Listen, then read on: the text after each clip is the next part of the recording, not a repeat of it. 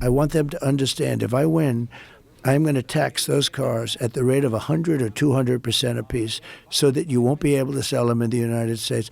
They just announced they're not going to build the plant. Yeah, I read this. I did a big favor for our country by doing that, and I'm not even there yet.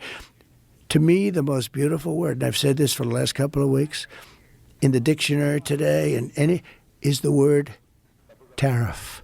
It's more beautiful than love. It's more beautiful than anything. It's the most beautiful word. This country can become rich with the proper use of tariffs. Did you just float out the idea of getting rid of income taxes and replacing it with tariffs? Well, okay. Were you serious about that? Yeah, sure. But why not? Because ready? Our country was the richest relatively in the 1880s and 1890s. A president who was assassinated named McKinley. He was the tariff king. He spoke beautifully of tariffs. His language was really beautiful.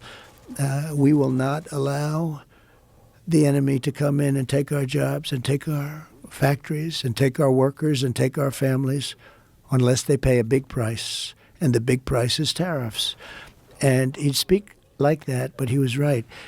And then around in the early 1900s, they switched over stupidly to, frankly, an income tax.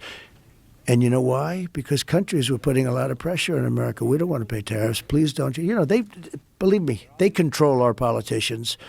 If you look at the kind of numbers that these guys make then and now, but we had a commission meeting in I think it was 1887. Think of this problem. We were so rich. We had so much money. We didn't know what to do. So they set up a blue ribbon commission on tariffs. And the sole purpose is what to do with all the money we had. We were so rich because we were taxing other people for coming in and taking our jobs. And China does it. That's what China did. If you want to open a factory and sell cars, if you build a factory here or have a factory, they don't take our cars. They wouldn't take our cars.